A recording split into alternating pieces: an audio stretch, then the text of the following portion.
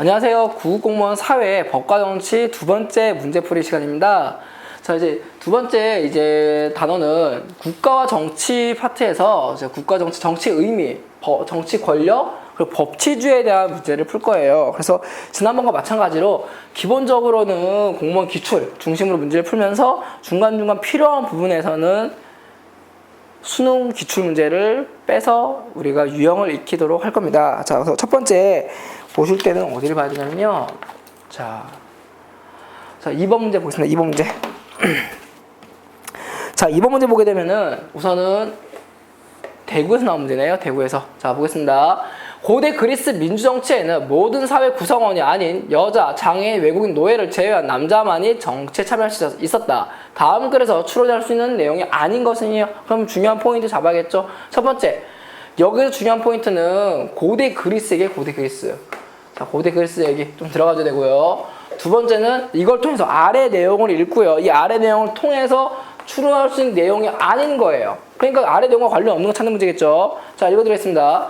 사회는 개인이나 집단의 이해관계 대립을 조정하면서 공동체 목표를 실현할 수 있는 힘이 필요한데 일반적으로 국가가 행사하는 이런 힘을 정치 권력이랍니다. 그래서 이 정치 권력을 획득하고 유지하고 행사하는 활동 우리가 정치라고 하고요. 그럼 우리가 포인트가 뭐예요? 정치가 뭐라고요? 정치 권력을 획득하고 유지하고 행사하는 과정 전체의 의미가 얘기하는 거죠. 자, 요건데 결론이네요. 정치란 정치 권력 관계를 비롯한 그 과정을 의미한다. 자, 이 내용이에요. 그러면은 이 정치 권력을 얘기할 때 사실은 그리스 로마 문제가 아니에요. 이건요. 그리스 로마를 풀고자 하는 게 아니라 정치 권력에 대한 문제를 우리가 풀고 싶은 거예요. 정치 권력에 대한 문제를. 그러니까 정치 권력에 대한 문제인데 그 정치 권력을 과거 그리스에서는 누가? 남자만이 정치에 참여할 수 있었다라고 그냥 예를 든 거죠. 자, 그러면은 이러한 정치 권력을 통해서 우리가 정치를 구성하는 것과 관계가 없는 것은 이란 문제입니다. 자, 1번 보세요. 자, 정치의 본질은 무엇인가? 맞죠? 정치의 본질이 뭐예요? 정치 권력을 누군가 잡아서 그걸 합쳐 우리가 정권이라 하잖아, 정권. 자, 이를 통해서 유지하고 행사하는 걸 우리가 정치라고 하죠. 1번 문제 없습니다. 국가의 존재 이유 같은 맥락이죠. 국가라는 게 뭐예요? 누군가 정치적으로 나라를 잘 다스려야 될 거 아니에요. 자, 세 번째, 정치의 사회적 기능. 정치라는 것을 우리가 배우는 이유 중에 뭐냐면요. 정치가 사회 구석구석에 영향을 끼쳐요. 그렇기 때문에 정치와 관련돼 가지고 우리가 사회적인 영향이라든지 기능에 대해서 파악할 필요성은 반드시 있다는 얘기죠. 같은 맥락이에요. 전부 다. 근데 4번 보세요. 정치 권력의 정당성의 근거는 무엇인가? 자, 우선 보게 되면은 자, 정당성이란 말을 우리가 좀 아실 필요가 있습니다. 좀 지고 설명드릴게요. 자, 정당성이라는 게 보세요.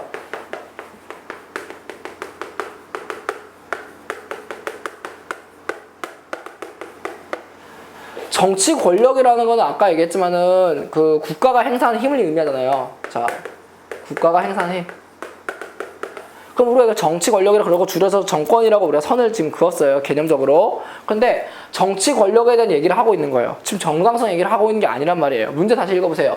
추론할 수 있는 거잖아요. 이 글을 통해서 알 수 있는 것이기 때문에 정치란 권력 관계를 비롯한 그 과정을 의미하는 이 얘기인데 정당성과 관계가 없어요. 만약 정당성이 이게 답이 되기 위해서는요. 정당성이 가장 특징이라 할 수 있는 사회 구성원, 시민이라고 불리는 사회 구성원들의 자발적 동의라든지 또는 자발적 지지라는 내용이 반드시 나와야 됩니다. 그래서 여기서 얘기하고 싶은 건요. 이 말 자체는 문제가 없어요. 정당성이 필요하죠. 자발적 동의 필요하죠. 하지만 문제 자체가 원하는 대답은요. 정치가 뭐냐 이거예요. 그 정치는 뭐다? 정치 권력을 통해서 이 권력을 만들고 유지하고 이것을 일반적으로 행사하는 이 일련의 과정들을 얘기하고 싶었던 거거든요. 그렇기 때문에 4번 내용은 관계가 없다고 보시면 됩니다. 됐죠? 자, 그 다음.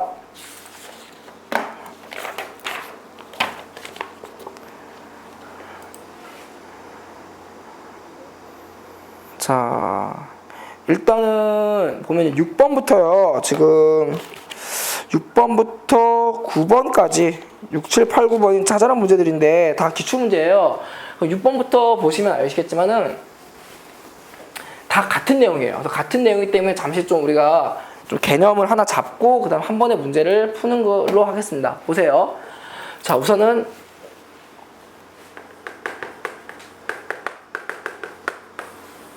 정당성이라는 좀 말을 좀 우리가 얘기를 해야 되는데, 정치 권력이라는 게 우리가 정당성을 갖는다라고 이야기를 많이 해요. 그럼 그러기 위해서 나오는 가장 대표적인 게 국민 또는 사회 구성원의 자발적인 지지라든지 동의가 필요하다, 뭐 이런 내용들이거든요. 지금 다 그 내용을 지금 하고 있는 거예요. 알겠습니까? 왜냐면은 정치 권력이라는 게 이게 나중에 정치와 관련된 가장 기본적인 맥락인데, 이 정치가 정당성이 없으면요, 정치가 할 수 있는 힘들을 발휘를 못해요. 다시 말하면은 남자들 같은 경우는 이제 좀 뭐 여자들도 그렇지만은 기본 남자들 같은 경우는 자동적으로 이제 20살 넘어가면 군대를 가잖아요. 그럼 이 군대를 가는 게 기본적인 게 국가가 시켜서 가는 거니까 강제성이에요. 즉 정치 권력이 갖고 있는 다른 역할 중 하나가 강제성인데, 강제로 한다고 사람들이 좋아하진 않아요. 그렇잖아요. 근데 이 강제성을 가능하게끔 하는 게 바로 정당성이거든요. 그러니까 남자들이 군대를 좋아서 하는 사람은 아무도 없어요. 뭐 군대에게 좀 미안하긴 하지만 어쩌겠어요. 가장 좋은 일인데. 그래서 군대를 가는데 가장 좋은 정당성을 발휘할 수 있는 이유가, 강제긴 하지만은 이건 정당해요 라고 사람들이 약속을 했단 말이에요. 그럼 그 정당성의 특징은 뭐냐면은 국민들이 자발적으로 지지하고 동의하기 때문이거든요. 가령 지금 군대가 한 1년 6개월? 한 1년 10개월 좀 안 되는 걸로 알고 있는데, 만약에 뭐 그럴 리 없겠지만은 국가에서 자, 이제부터는 모든 남자들은 군대를 한 15년씩 갔다 오세요 하게 되면은 가겠냐 이거예요. 누가 동의하겠냐 이거예요. 자발적 지지와 동의가 없어요. 불가능해요. 그러니까 정당성이 부과가 되기 어려울 거고, 이게 만약에 강제로 간다면은 정당성이 되지 않은 강제성은 말 그대로 독재될 수밖에 없거든요. 그래서 지금 제가 얘기하고 싶은 이 이야기의 종합은 뭐냐면요, 정치 권력을 얘기할 때 가장 중요한 정당성은요, 바로 뭘 의미한다? 국민들의 자발적인 지지와 동의예요. 그렇기 때문에 강제성이 있다 하더라도 이게 가능한 얘기가 되는 거거든요. 그럼 6번, 7번 보게 되면요, 문제 똑같습니다. 이것만 달라요. 추천은요. 자, 6번. 자, 민주국가에서 정치 권력의 정당성을 얻기 위해 중시된 요건이에요. 자, 보세요. 마찬가지예요. 정치 권력의 정당성을 얻기 위해 중시된 요건. 그럼 아까 말씀드린 거 답이잖아요. 뭐예요? 국민의 자발적 동의와 지지겠죠. 그렇죠? 자, 마찬가지 7번도 보세요. 자, 정당성의 바탕은 어디에 되는가? 자, 정당성 마찬가지예요. 뭐예요? 국민의 동의와 지지겠죠. 그래서 6번, 7번 내용은요, 모두 같은 유의 문제가 되는 겁니다. 심지어는요, 뒤에 있는 8번과 9번 문제도 한번 보세요. 자, 똑같이 갑니다. 현대 정치에서, 오늘날 정치에서 정치 권력의 정당성의 가장 중요한 요소는, 이거 똑같은 문제죠. 그리고 9번 문제 보게 되면은 뒤에 다 빼고, 정당성의 이유는, 근거는, 그럼 마찬가지 뭐예요? 전부 다. 둘 다 국민의 지지와 동의가 되겠죠. 뭐 동의와 지지든 지지와 동의든 그게 그거니까요. 그렇기 때문에 지금 요 부분을 공부하기 위해서는 우리가 답은 간단해요. 외우면 끝나는 문제긴 하지만은 정치 권력이라는 게 이 안에 강제성이 내재가 돼 있어요. 정리하면요. 그럼 이 강제성을 강제성이라고 생각하지 않고 사람들이 당연히 하는 이유가 뭐 때문이에요? 강제이긴 하지만 이건 당연히 해야 돼. 문제가 없어. 정당해라고 얘기를 하겠죠. 즉 정당성이 있는데, 이 정당성 누가 만드는 거예요? 결국은 국민이 만드는 거예요. 국민이. 알겠죠? 국민이 만들기 때문에 지금 이렇게 정치 권력이 유지가 되고 이게 정치가 된다고 얘기하는 겁니다. 자, 그 다음에 10번 문제요. 자, 볼까요? 좀 지울게요. 하도 많이 써서. 자.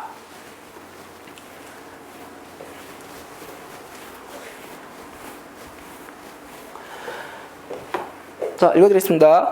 다음과 같은 상황에서 나타날 국민의 정치적 행동을 가장 적절히 추론한 거예요. 자, 보시면은 국가적인 문제고요. 자, 밑에 상황을 보시고요. 나타날 수 있는 국민 정치 행동을 추론하는 거죠. 자, 봅시다.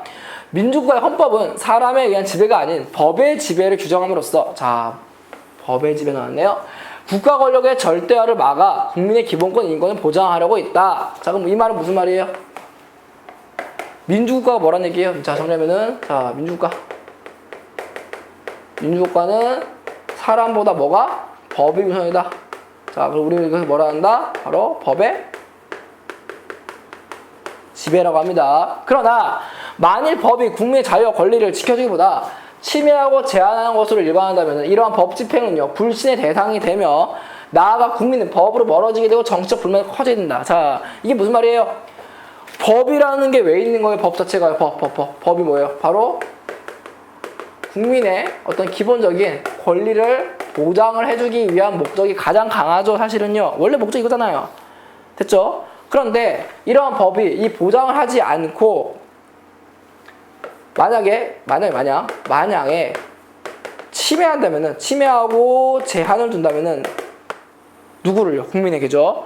누가 이 법을 믿으려고 하겠어요? 안 하려고 하죠. 자, 그렇기 때문에 요 내용을 봤을 때 이걸 통해서 다음 상황에 나타나는 국민의 정치적 행동을 찾는 겁니다. 되겠죠? 자, 우선 볼까요? 자, 결론 뭐예요? 결론. 국민은 법으로부터 멀어지고 정치적 불만이 커진다. 이 얘기죠. 그렇기 때문에 정치 권력에 대해서 뭘 생각하는 거예요? 정치 권력에 대해서. 법이라는 게 우리 모두를 위해 필요한 건데 이상하다 침해하고 제한을 하네? 그러면은 법이라는 게 결국 누가 만드는 건데요? 국민들이 이제 동의하에, 이제 정당성이 동의하에 어떻게 나오는 거잖아요. 그런데 문제가 뭐냐면은 이게 국민들이 피해를 끼친다면은 국민들은 뭘 생각하는 거예요? 바로 정당성에 대해서 뭘 제기하는 거예요? 의문을 물어보는 거예요. 의문. 됐습니까? 그러니까 의문은요 어떤 정치적 상황에서 모두 나올 수 있어요. 의문이라고요. 의문이 뭔데요? 물음표잖아요. 그런데 정치적 상황에서 만약에 물음표가 나오잖아요. 그러니까 의문이 나왔는데 이거를 해결해주면 상관없는데 해결을 안 해주게 되면 또 못 해주게 될 경우에는요 이제 터져요. 이게 나중에 뭐 혁명이 되든지 간에 뭐 과거 같은 경우 농민봉계 되든지 간에 알겠습니까? 자, 뭐가 할든 간에 정당적 의문을 제기한다. 그렇기 때문에 요거에 대한 행동을 추론한 거면은 결론이 이제 답이 어떻게 나오겠어요? 자, 5번이 또 5번. 정치 권력 정당성을 문제 삼는다. 자, 요게 답이 됩니다. 자, 그래서 10번은 답이 5번이에요. 자, 이제 12문제 드리겠습니다. 자, 보세요.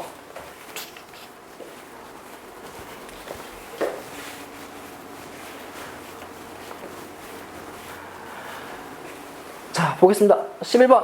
자, 부당한 정책 결정에 대한 저항권 행사의 요건에 대한 설명도 틀린 겁니다. 자, 2001년 나왔고요. 자, 여기서 중요한 거는 저항권 한다는 이거예요. 근데 저항권 행사는 요건. 자, 보게 되면은 저항권이라는 게 기본적으로 일단 나라에서 뭐가 문제가 있거나 정부에 대한 어떤 불만이라든지 또는 국가에 대한 불신 이것을 바탕으로 해서 나오는 이 행사인데 행사는 권리인데 그럼 우리가 이 저항권을 볼 때요 뭐 이 저항권 하면 항상 우리가 기억나는 게 로크 얘기가 나오겠지만은 좀 봐야 될 게 있어요. 자, 가장 첫 번째는 저항권의 특징은요 첫 번째 평화적인 방법을 추구해야 된다는 점. 가장 중요해요. 평화적 방법. 됐죠? 두 번째, 저항권은 우리에게 저항권 있어. 막 써야지. 아니죠. 막 쓰는 게 아니라 여간하면 안 쓰는 방향으로 가야 돼요. 즉 뭐예요? 최대한 예방을 하자. 또 예방을 하자는 말은 뭐예요? 평소에 쓰자는 얘기예요. 가장 나중에 미루자는 얘기예요. 다시 말해서 최후의 방법이다. 그러니까 가장 마지막에 어쩔 수 없이 쓰는 게 저항권이 되어야 됩니다. 알겠죠? 세 번째 좀 애매한데요. 그 법이 종류가 많아요. 좋은 법도 있고 안 좋은 법도 있는데 일단 기본적으로는요. 악법에 대해서는 기본적으로 잘 들으세요. 이거 되게 중요합니다. 기본적이란 말이 나왔어요. 그러니까 법이 만들어졌는데 그게 악법인지 좋은 법인지는 그 당시에는요. 알 수도 있겠지만은 모를 수도 있단 말이에요. 그 법의 어떤 효과를 봐야 되니까. 그렇기 때문에 처음에는요. 악법이네. 들고 일어나. 저항해. 이게 아니라 처음에는 기본적으로 어떻게 돼요? 처음에는 준수를 해줘야 돼요.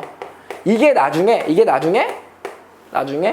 국민의 어떤 인권과 재산이라든지 여기에 기본권을 피해준다면은 그때 저항권을 해도 문제가 없다 이거거든요. 그러니까 처음부터 나오자마자 하라는 얘기는 아니에요. 알겠죠? 자, 그래서 보게 되면은 여기에 해당되는 내용을 찾으면 끝나는 거예요. 자, 보겠습니다. 1번. 다른 해결 방안이 있어도 저항권 행사할 수 있다. 아, 요게 틀렸네요. 틀린 건데 얘가 답이겠네요. 자, 행사할 수 있는데 다른 해결 방안이 있으면 얘를 써야죠. 그렇죠? 아까 말씀드렸다시피 저항권이라는 거는 기본적으로 최후의 방법이에요. 가장 마지막에 해도 안 되면 그제서야 쓰는 게 저항권이에요. 그러면은 1번은 답이 되겠죠, 이게. 자, 2, 3, 4, 5 볼까요? 자, 2번 행사 방법 평화적이어야 된다. 맞네요. 자, 3번 저항권 행사를 사전에 예방해야 된다. 맞죠? 자, 4번 개정되기 전까지는 악법도 준수해야 된다. 맞네요. 5번에 최우수단 맞죠? 그렇기 때문에 답이 1번입니다. 자, 그 다음에 자, 12번 문제. 자, 갈등 해결을 위한 정의 원칙과 관계가 없는 문제 찾는 겁니다. 자, 보세요. 이거는 일단 답 보고 봅시다, 일단요. 자. 답은 우선 2번인데, 자, 이 문제를 보게 되면요.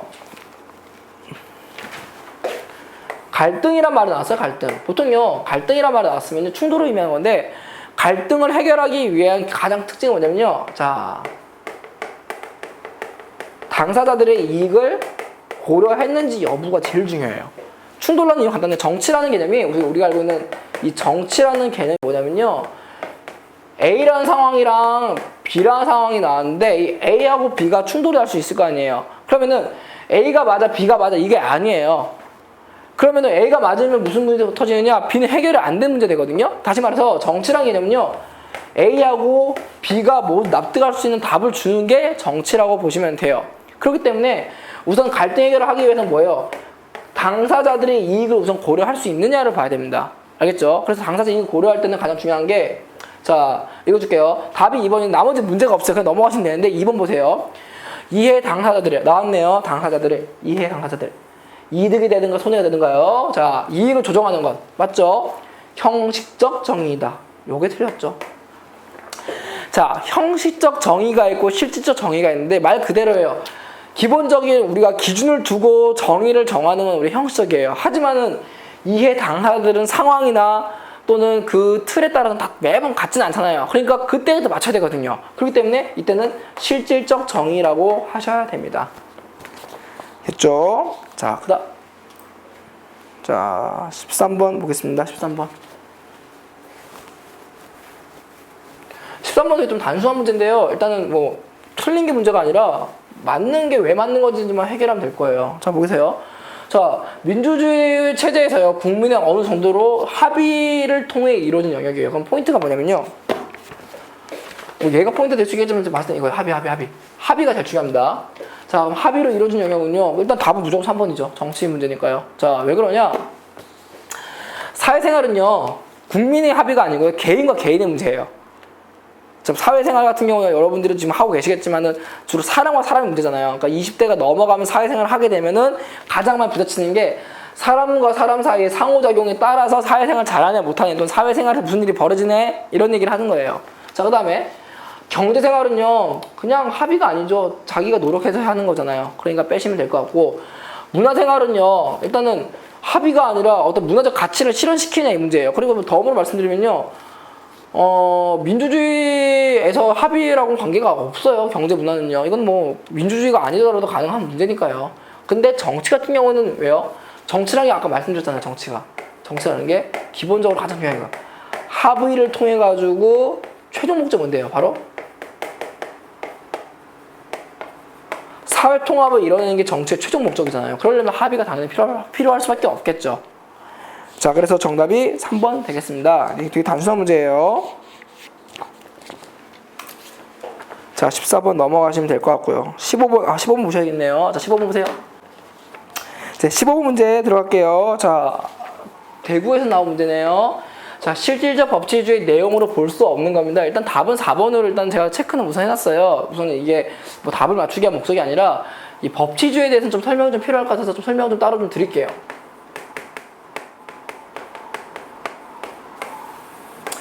자, 그래서 법치주의는 말 그대로 법으로 다스리는 것을 원칙으로 한다는 어떤 개념의 사상을 의미하잖아요.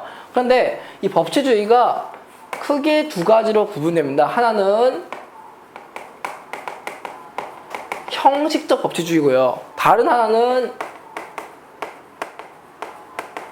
실질적 법치주의예요. 그러면 형식적 법치주의는 뭐냐? 말 그대로 형식을 중시하는 법치주의입니다. 그러면 당연히 나오는 게 어떤 법의 어떤 제도, 규범, 절차 이런 것들을 매우 중시하는 거거든요.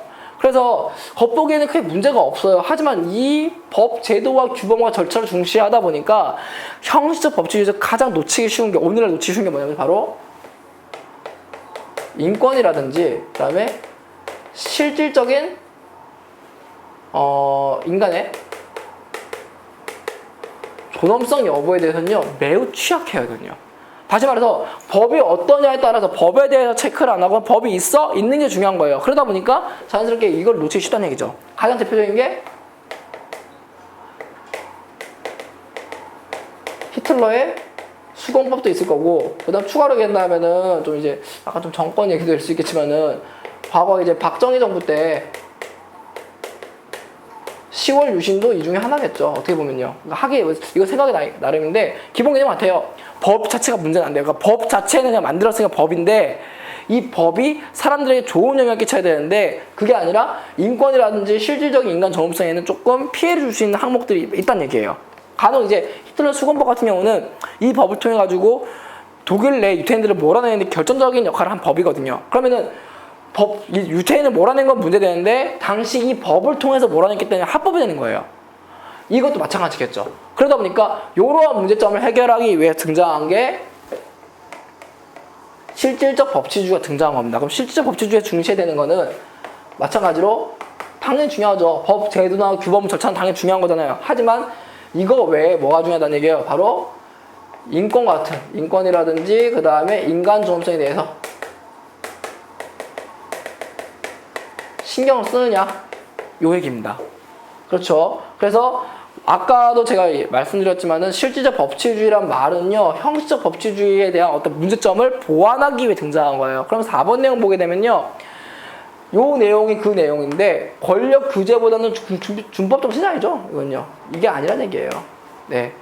자 그래서 답이 4번이라고 보시면 되고요. 실질적 법치주의 내용 좀 알아두세요. 네.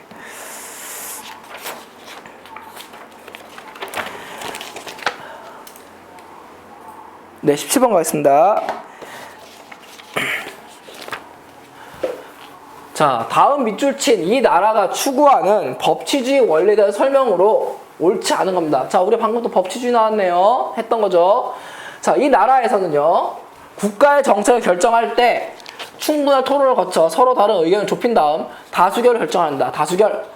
자, 또한 정권이 바뀌어도 국민들은 사람에 따라 법의 적용 집행이 달라질 거 생각하지 않는다. 자, 그럼 여긴 두 가지 말씀 되겠네요. 첫 번째, 자, 뭐 한다? 자, 이 국가에서는요, 정책을 할 때 다수결을 한다. 뭐 간단한 얘기고요. 두 번째, 정권과 사람의 변화가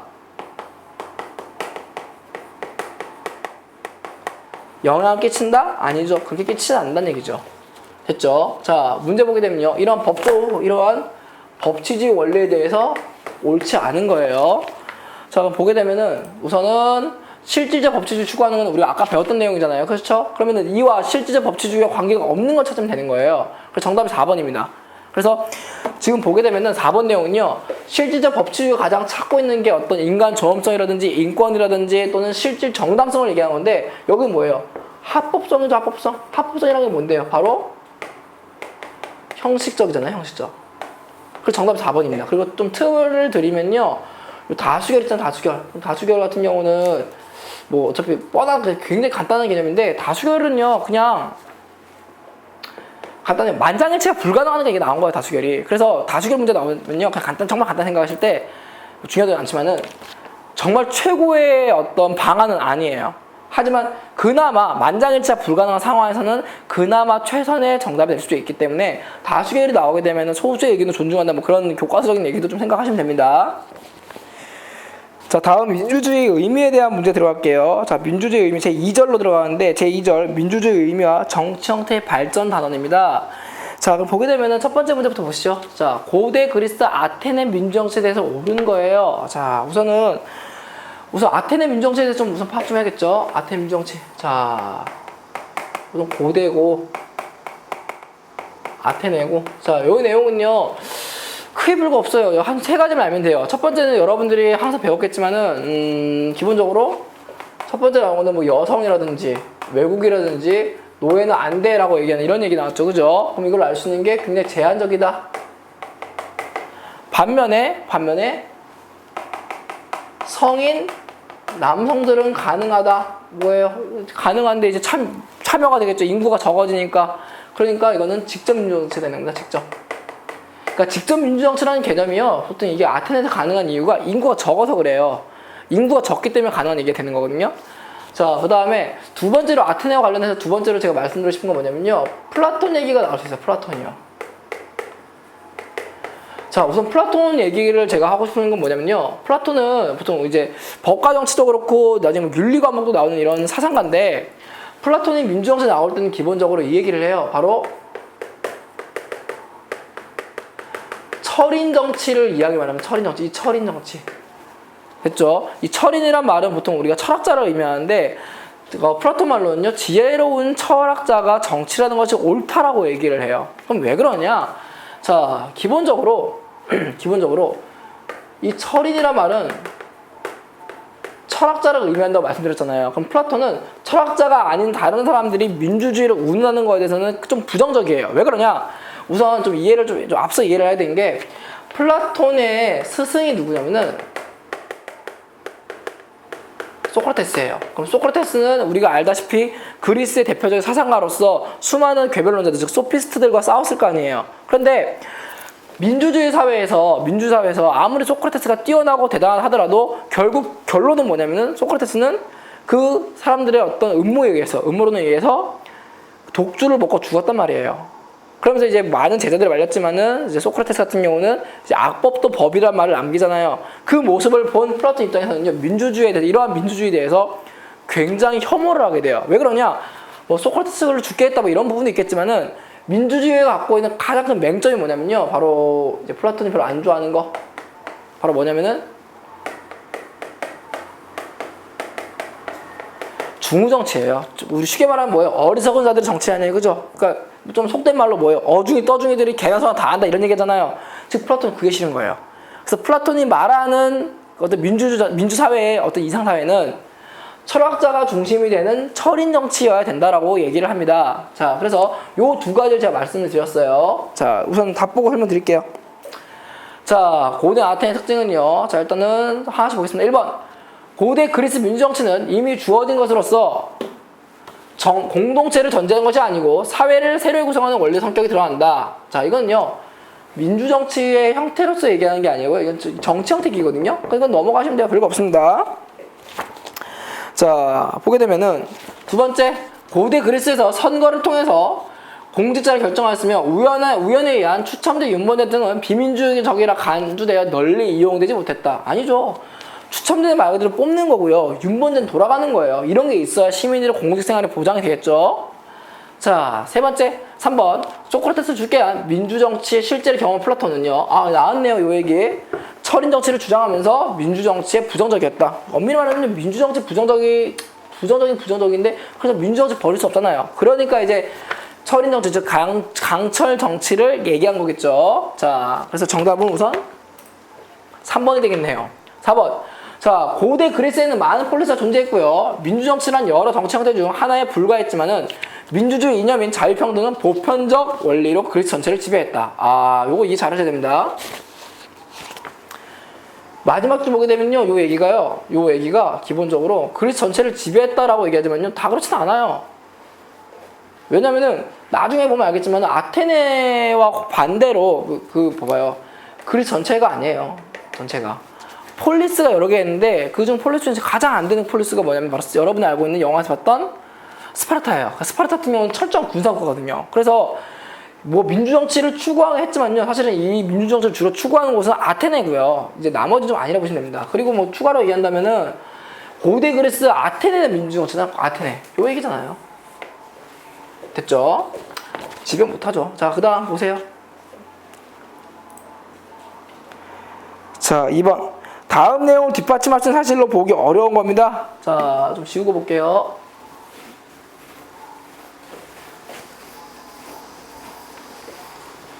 아이고.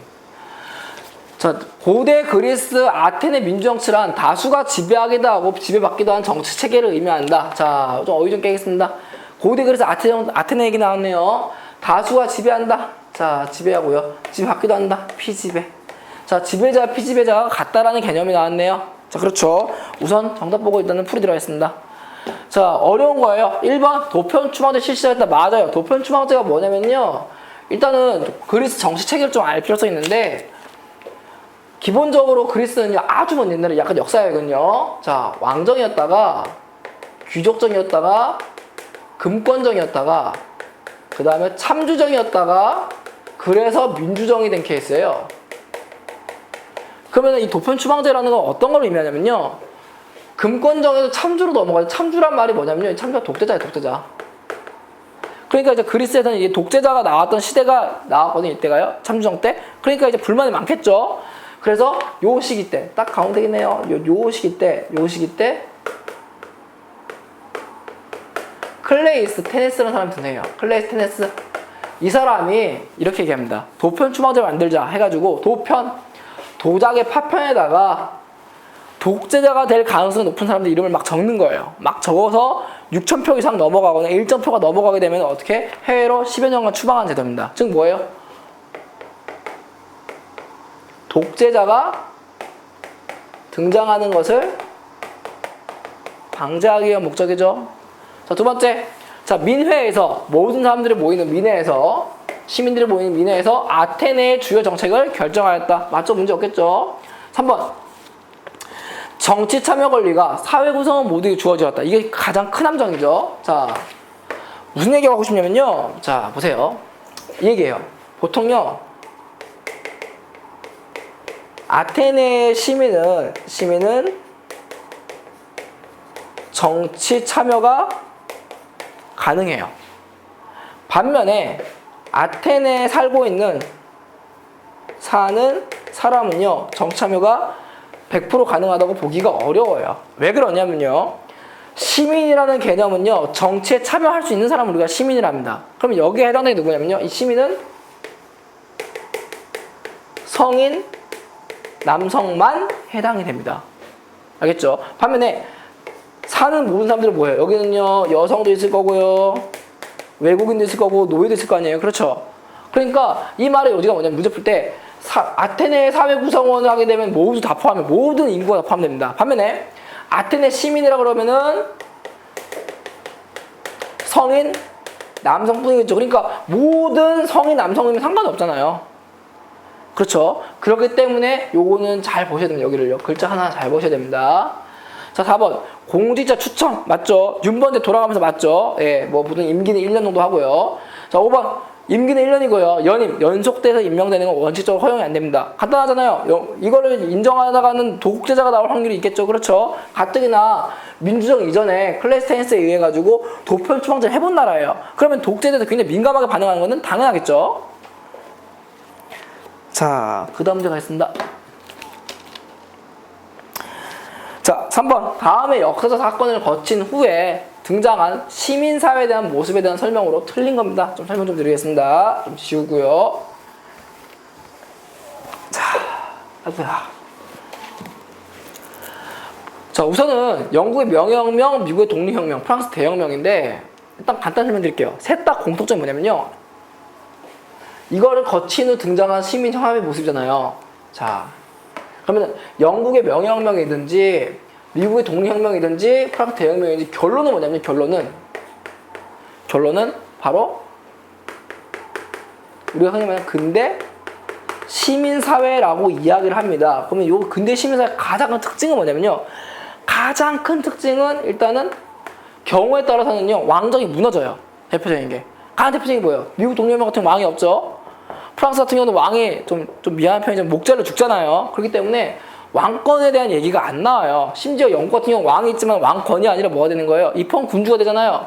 그렇기 때문에 이 근대 시민사회의 가장 큰 특징은 뭐냐면요, 바로 시민 계층이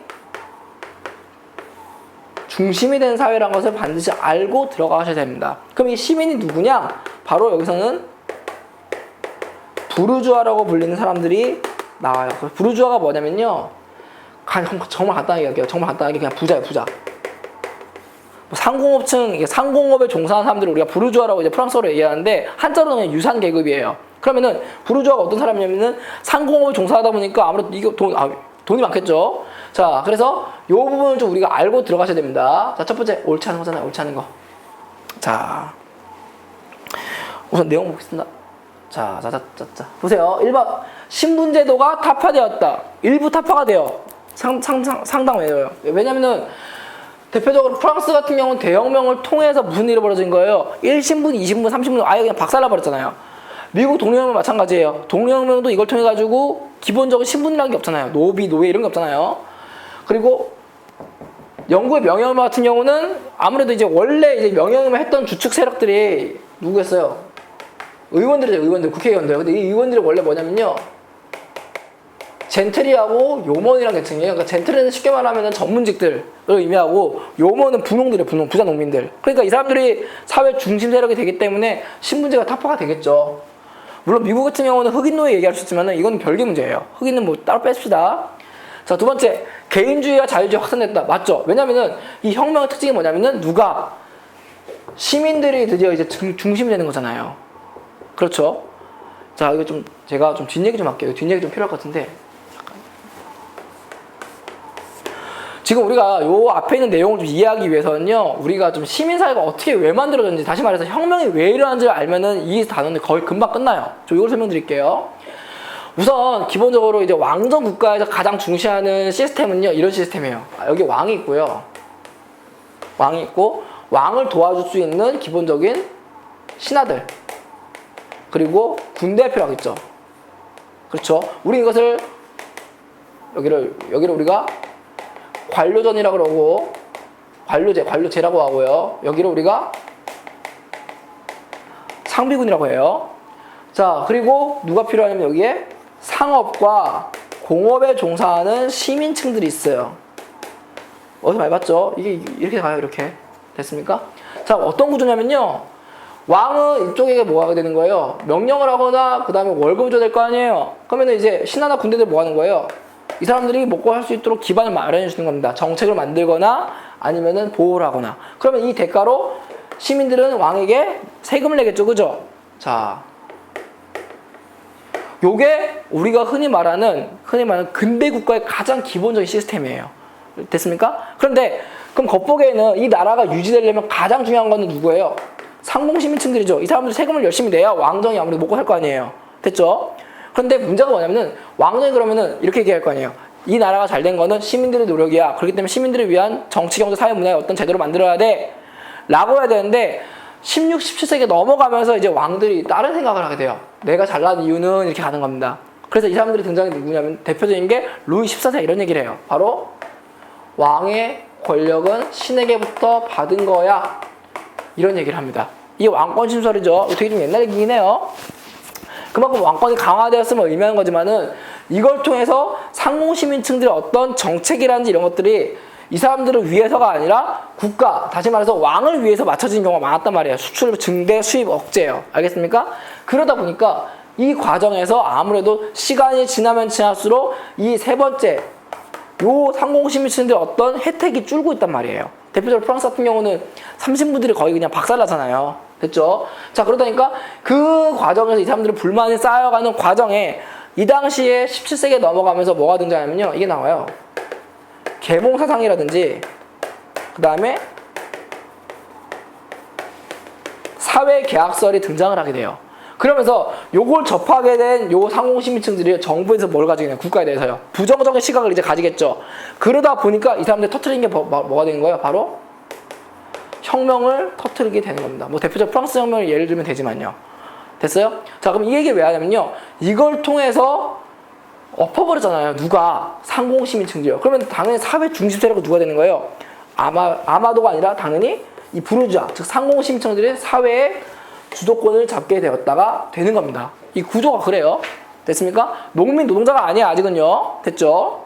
자, 답 4번 보세요. 자, 4번 보게 되면요. 답이 4번 이유가 노동자와 농민의 정치 참여가 가능하게 되었다 그러는데요. 잘 들으세요. 다시 아까 얘기했지만요. 이 혁명들은요. 영국의 명예혁명이 됐든 미국의 독립혁명이 됐든 프랑스 대혁명이 됐든 결국 승자는 누구예요? 부르주아가 승자가 되겠죠. 자, 그러다 보니까 부르주아라는 사람은 우리가 알겠지만은 이 사람은 부자라고 그랬단 말이에요. 그럼 이 사람들이 주로 중심이 된 모든 것들을 하겠죠. 영국에서 뭐 자본가가 나올 거고요. 뭐 이렇게 나올 텐데 이 과정에서 노동자와 농민들이요. 혁명 같이 막 참여를 했을 거 아니에요. 그런데 이 사람들은 혜택이 전혀 없는 거예요. 부르주아 중심 혜택만 가니까. 그래서 이때는 참여가 불가능하고요. 이것 때문에 나중에 노동자, 농민들이 뭘 하게 되냐? 우리도 참여를 하고 싶어 라고 얘기합니다. 알겠습니까? 그래서 나중에 나오게 되는 뭐 여러분이 배웠던 차티스트 운동이 되는 겁니다. 알겠죠? 그래서 4번 내용 그래서 아닌 거예요. 됐죠? 예, 여기 좀 길었네요. 자, 그 다음. 자, 4번 내용입니다. 좀 지우고 갈게요. 자. 여기서부터는 쭉쭉 나가도 될 것 같습니다. 자, 보면요. 다음 내용 중에서 밑줄 친 시민에 대한 설명으로 오른다. 시민 나왔습니다. 시민. 자, 보세요. 자, 1번 첫 번째. 아테네 시민은 일정한 나이에 달한 청년만의 참정권이 있었고, 나왔네요. 자, 시민. 여기 시민은 뭐예요? 성인 남성의 일정한 나이가 돼야 된다는 점. 두 번째. 근대 시민혁명을 통해서 경제력을 바탕으로 성장한 상공인 계층의 시민들은 이 사람 뭐예요? 부르주아겠죠, 그렇죠? 자, 특권 계급에 대항하여 경제적으로는 자유방임을 요구하였고, 왜? 자기들 먹고 살아야 되니까요. 사회적으로는 인간의 자유와 평등을 보장하는 정치 제도를 요구합니다. 자, 보세요. 그러면은 고대의 시민과 근대의 시민의 차이점을 묻는 문제 또는 따로따로 볼 문제겠죠. 자, 우선은 자, 시민이 정치에 관여하여 주체적으로 이끌어 나갔다. 이게 답이겠죠. 왜냐? 보세요. 앞에 있는 시민 두 개 시민 달라요, 사실은요. 근데 그냥 공통점이 뭐냐면요. 여기 있는 시민은 뭐예요? 직접 민주정치를 얘기했을 거 아니에요. 그러니까 아무래도 누가 참여해요? 시민이 주도적으로 참여를 할 수밖에 없겠죠. 됐죠? 반면에 여기 시민은요. 여기 시민은 어떤 사람들인데요? 혁명을 통해 가지고 어떤 권리를 얻은 사람이에요. 권리를. 자기들이 노력해서 권리를 얻었을 거 아니에요. 그렇죠? 그러니까 이 권리를 얻은 사람들이 어떻게 해요? 가만히 있겠어요? 주도적으로 참여하겠죠. 그래서 공통적으로 본다면 이게 나오겠죠. 그래서 정답 1번입니다. 자, 나머지는 그냥 보시면 되는데 특이하다보다는 좀 4번 보시면요. 시민은 최대 행복을 추구하였다 이 말은요. 나중에 한참 나중에요. 좀 시간이 지나면 오늘날 현대까지 가야 돼요. 됐죠? 자, 5번. 자, 5번은요. 자, 보세요. 미국 독립선언서 일부이다. 이 글이 지칭하는 이념을 볼 수 없는 것이죠. 자.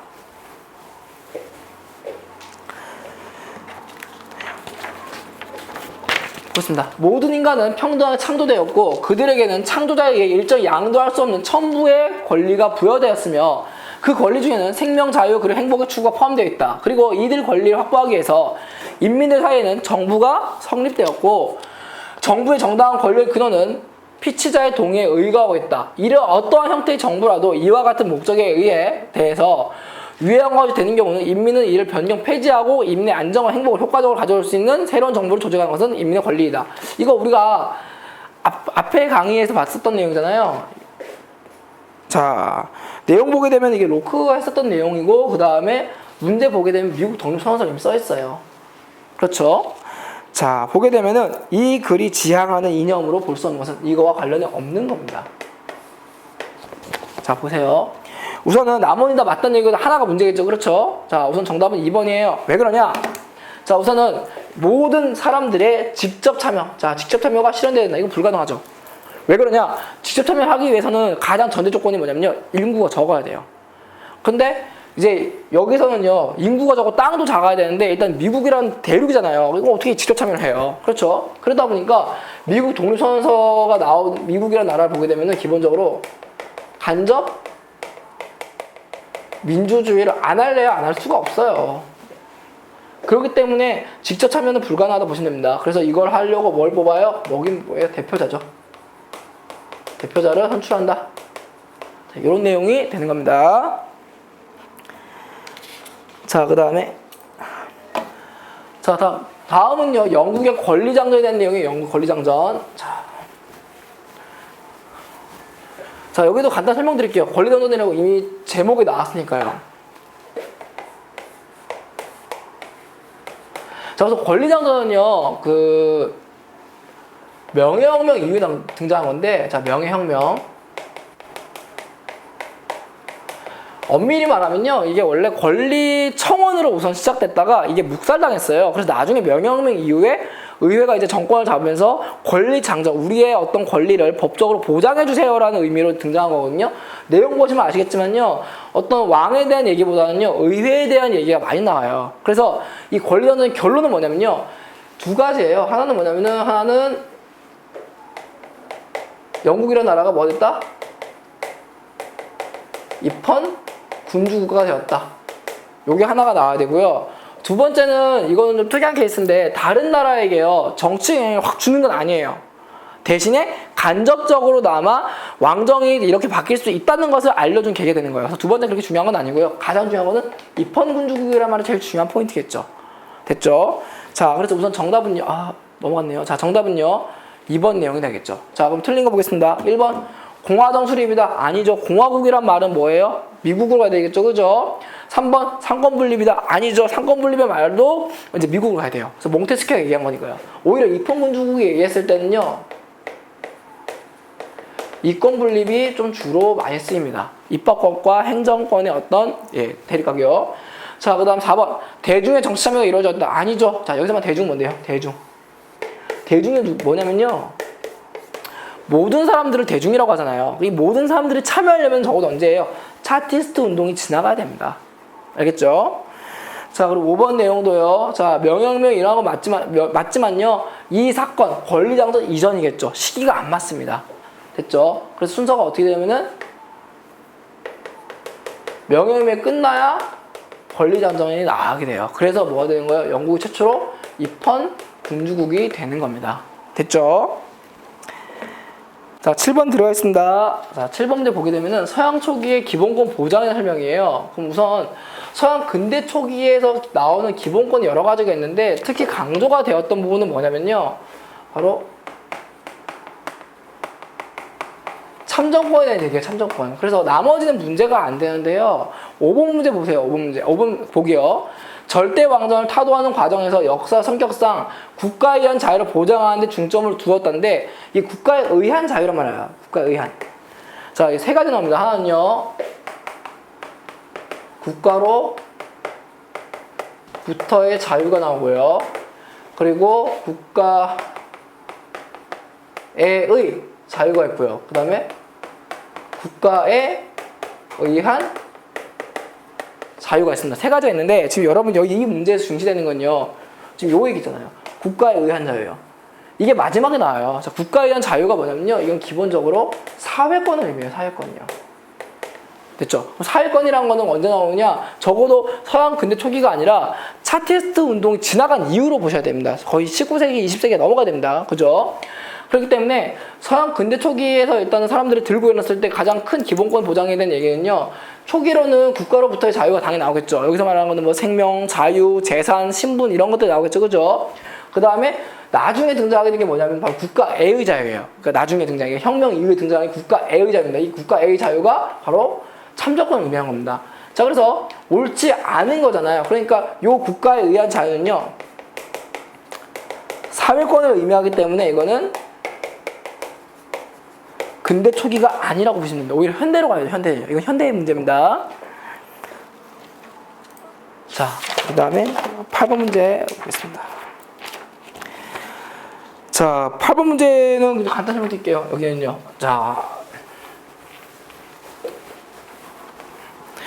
자, 근대 민주정치 설명한 거 좀 맞는 것입니다. 자, 나머지는 딱 다 빼시고요. 일단 답이 4번인데 좀 설명 좀 간단히 드리면요. 우선은 치자와 피치자, 다스린 자와 다스림 받는 자를 동일성 유지하는 방법은요. 간접 민주정치인데 이건 간접이 아니고 직접으로 보셔야 됩니다. 그리고 시민혁명 뒤에 지역국가가 아니라 아예 그냥 이제 국민국가로 가는 겁니다. 그 다음 3번 같은 경우는 실정법 보세요. 로크는 자연 상태에서 모든 사람들이 생명, 자유, 재산에 대한 실정법상 아니죠. 실정법은요.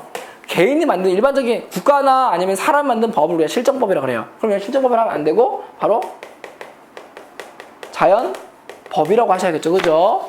자, 그 다음 4번이 답입니다. 자, 루소는 의사는 대표될 수 없다는 이에 간접 민주정치를 비판하였다. 맞죠? 자, 문제 없습니다. 자, 9번 문제는 수능이니까 넘어가시면 되고요.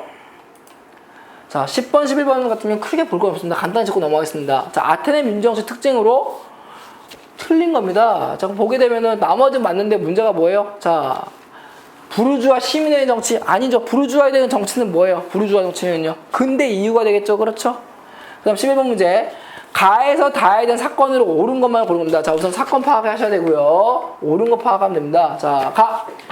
자, 왕권 신수설과 로마 카톨릭을 신봉하는 제임스 2세의 전제 정치에 반대가 나타났다. 자, 혁명이다.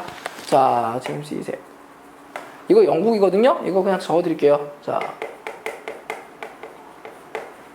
명예혁명이에요, 명예혁명. 자, 영국의 식민지였던 북미 13개 주들이 독립선언했다. 자, 이건 뭐예요? 미국 독립혁명이죠. 그리고 루이 16세의 전제정치를 타도하고 앙생레짐이란 말이 구시대, 옛날 체제를 의미한 겁니다. 모순을 극복하기 위하여 시민계급 주도하였다. 자, 프랑스 혁명이죠. 프랑스 대혁명이라 합시다. 자, 그러면은 가는 영국 거, 나는 미국 거, 다는 프랑스 거죠. 그렇죠? 그럼 시민혁명에 대한 설명을 옳은 걸 고르는 거잖아요. 그렇죠? 자, 우선은요, 답은 디귿과 리을이고요. 그러면은 답은 둘째 치고요. 얘는 둘째 치고, 기역과 니은이 왜 틀렸는지 말씀드릴게요. 자, 기역 보세요. 자, 가의 성공했죠? 명예혁명. 자, 의회는 권리청을 제출하여 왕의 승인받았다. 이게 틀렸어요. 자, 권리청은 아니고요. 장전이에요. 간단히 말씀드리면요. 영국과 관련된 내용을 우리가 볼 때는 우선은 권리청원이 먼저 나오긴 해요. 근데 이게 결과적으로 실패하게 되거든요. 그래서 영국에서 터진 사건이 뭐였냐면은 이것 때문에 나오게 된 게 바로 국왕하고 왕당파하고 그 다음에 의회파가 싸운 거예요. 이 사건이 우리가 얘기하는 청교도 혁명이에요. 그런데 우리가 얘기하고 있는 명예혁명일 거 아니에요. 그죠? 나중에 명예혁명 먼저 생깁니다. 명예혁명 때문에 나중에 등장하게 되는 게 나중에 권리장전이 인정을 받거든요. 그래서 나오게 된 게 권리장전이에요. 요 순서 좀 기억하셔야 됩니다. 자, 니은. 나에는 미국이죠. 자, 미국 독립혁명에는 자연권 사상보다 실정권 사상이 더 많은 영향을 끼쳤다. 아니에요. 어떠한 법이든 간에 혁명의 모든 기본은 뭐냐면요. 자연권을 바탕으로 시작된 거예요. 실정권이 문제가 되는 건 아니에요. 실정권 나라면 바뀔 수 있잖아요. 하지만은 미국이든 영국이든 프랑스이든 여기서 뭐 미국을 지칭하지만요. 자연권, 다시 말해서 생명, 재산 이런 거 관련 권리를 더 중시한다고 보시면 됩니다. 그래서 답이 4번이에요. 14번 문제를 보게 되면요. 민주정치 발전 과정 문제예요. 그러면은 이 표를 보시면 아시겠지만은 부르주아 남성부터 해가지고 차티스트 운동 지나서 도시 노동자, 소시민부터 해서 광산, 농민, 여성까지 등장하잖아요. 즉 우리가 알 수 있는 건 뭐냐면은 이걸 통해서 선거권이 확대가 되었음을 알 수가 있어요. 자, 이런 문제입니다. 자, 보게 되면요. 1번, 2번, 3번은 왜 틀렸는지 보면 되겠죠. 자, 1번 차티스트 운동 직후에 모든 노동자에게 선거가 부여되었다. 아니죠. 모든이라뇨. 바로 등장하는 도시 노동자하고 소시민만 가능한 얘기입니다. 그래서 안 돼요. 자, 그리고 두 번째, 1832년부터 84년까지. 자, 32년부터 84년까지는, 자, 요 시기죠. 신분과 재산이 아니라 성별에 의해 선거권 아니죠. 성별 얘기는 남녀 문제잖아요. 이건 남녀예요, 남녀. 남녀는 한참 뒤에 나옵니다. 3번. 여성 참정권 운동의 영향으로 1928년 남녀가 동등하게 참여하는 평등선거 확립되었다. 여기까지 맞아요. 여기까지는. 뭐가 문제예요? 평등이 틀렸잖아요. 평등. 자, 평등이란 말은 뭐냐면요.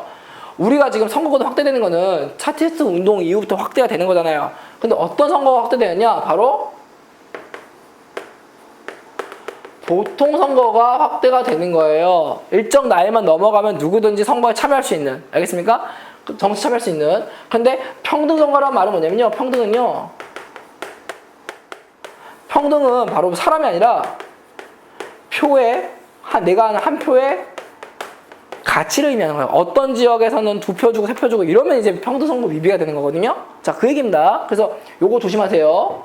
답은 4번이 되겠네요. 자, 그 다음에 자, 15번은 우리가 아까 했던 문제랑 굉장히 유사해요. 그래서 바로 답만 체크하고 들어가겠습니다. 자, 15번은요.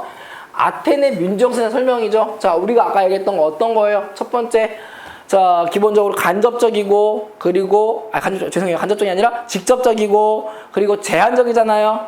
그리고 성인 남성 중심이고요. 됐죠? 자, 요것만 가지고 일단 들어가 보겠습니다. 자, 옳은 거니까 정답 우선 자, 나머지는 문제가 없는데, 자, 보게 되면은 3번만 답이고 나머지 보세요. 자, 1번. 민회는 추첨제로 선출된 시민의 대표도 아니죠. 민회가 모두 참여된 거예요.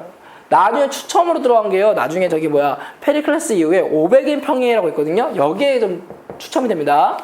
두 번째. 민회는 정당 정치와 의회 정치를 매개로 의사 결정 기능을 수행하겠다. 아니죠. 정당 정치와 의회 정치는 뭐예요? 간접이잖아요. 근데 우리가 말하는 아태 민주정치의 가장 특징은 직접 민주정치를 의미하죠. 그쵸? 자, 3번 정답이고요. 4번은요. 추첨제는 전쟁 관련 직책이나 재판정의 배신 활용되지 않았다. 활용해요.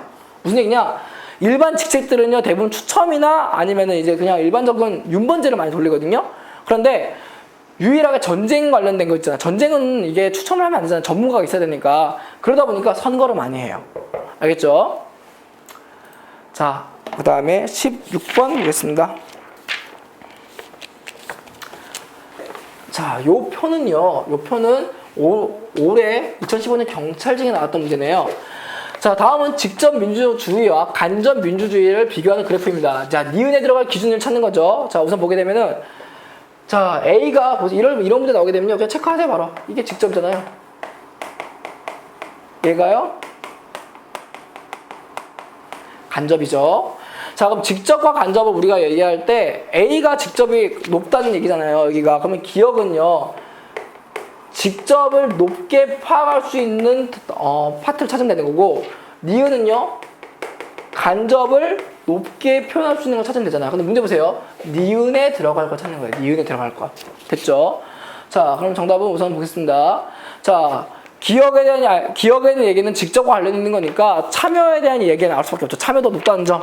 반면에 니은 같은 경우는 참여도 좀 떨어질 수밖에 없어요. 하지만 좋은 점 뭐예요? 정책의 어떤 순서라든지 효율성에서는 굉장히 좀 괜찮겠죠. 그래서 효율성을 강조할 수 있는 내용을 찾으면 됩니다. 그럼 정답은요 2번이 되겠죠. 자, 그래서 오늘 내용은 일단 여기까지 하도록 하겠습니다. 네, 수고하셨습니다.